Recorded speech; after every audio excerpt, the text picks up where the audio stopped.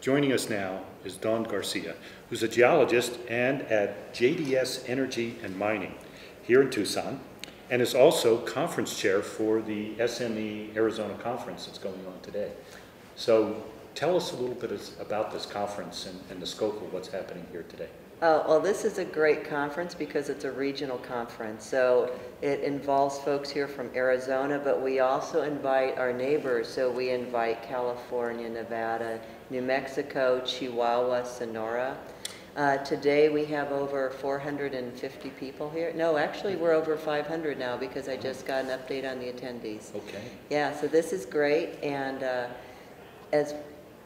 we are just so excited because in some ways it's that one time you get to come and share your project work with your fellow mining specialists, but it's also a time for everybody to catch up. It's a bit of a high school reunion because it's a small community in mining, and because it's a regional conference, we do it annually. It's a great opportunity to come and talk to everybody you know in the mining business. Great, and you mentioned Chihuahua and Sonora. There's a very strong component here from Mexico, and we don't hear a lot about it in the press and in the even in the industry trade a lot about what's going on in Mexico, and you've got a lot of projects going. So tell us a little bit about what's happening here at the conference, but then I want to get into what your own personal knowledge is of mining activity in northern Mexico.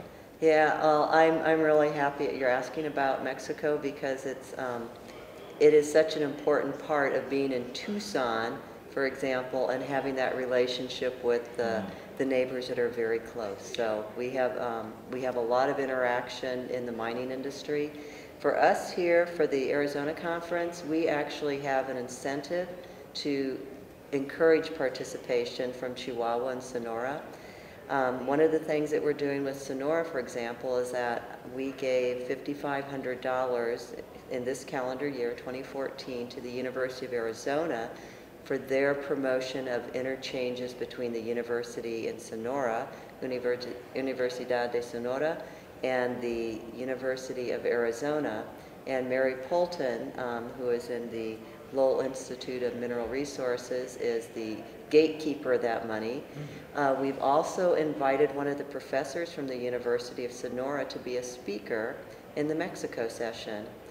So this Mexico session, another incentive, actually started probably more than 15 years ago.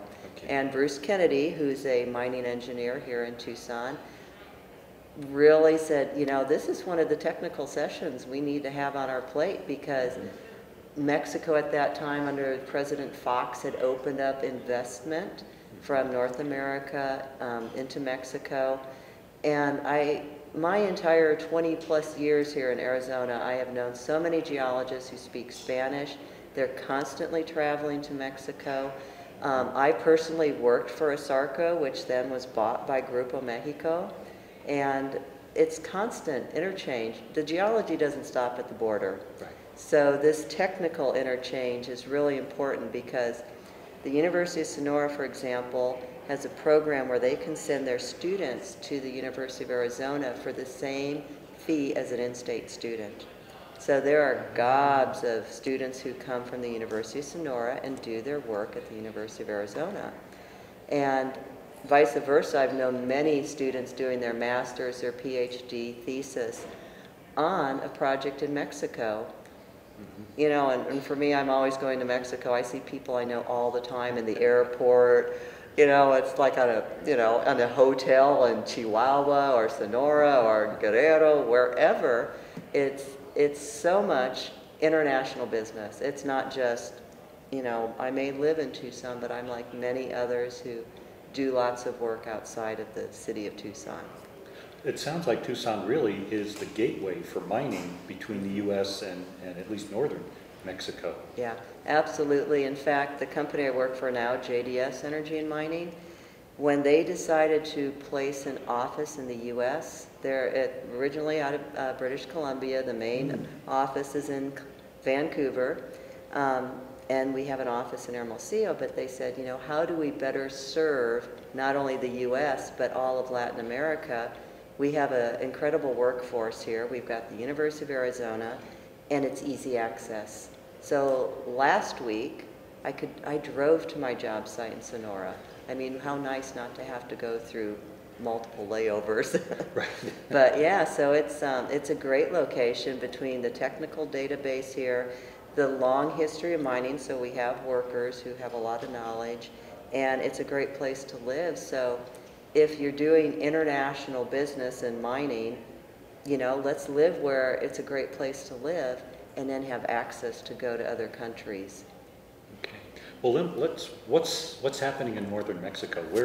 What are the big exploration projects going on? Mm-hmm. What's the big news among existing projects down there? Kind of give us a sense of what's going on. I know we've got a whole session this afternoon here where right. we're going to be hearing some of that, but maybe you could give us your own insights about where the action is. Yeah, you know, I'm always pretty jealous of the economic growth rate in Mexico compared to the U.S., and mining is in the top 5 of their industries.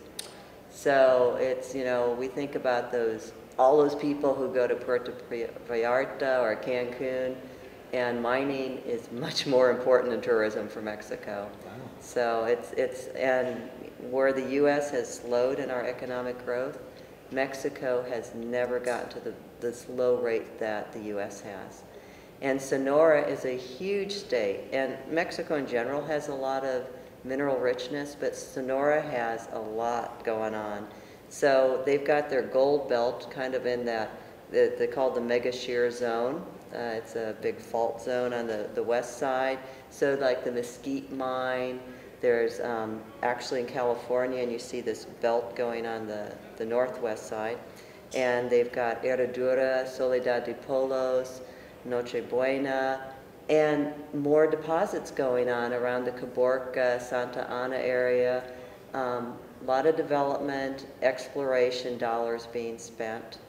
And they also have the Sierra Madre, so you've got silver, there's copper, the Milpias and Cananea mines, and Cananea has had a huge expansion in the last couple of years. So you look at companies like M3 Engineering, they expanded their office in Hermosillo, they expanded their office here in Tucson because there's so much going on in Latin America, and they're very active in Sonora. So there are a lot of active mines in Mexico and in Sonora, and they're too numerous to name all of them. Sure. But you know, we've had some major players in like the Grupo Mexico, the Fresnillo, Peñoles, that are all with mines in Sonora and are the majors in Mexico. But we also have a lot of junior Canadians. So those mines are all very active, and they're doing exploration as well and expanding their programs. So it's a great place to work.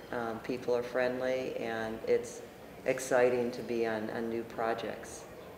So, wow, that's that's kind of overwhelming. Is there anything this afternoon that we might want to follow up on? Announcements of major discoveries or advances that you're hearing? Or? You don't really think a mining company is going to tell you any of that detail, do you? Well, we could hope. We thought you might have a little bit of insight that you could share. Okay. Well, that's great.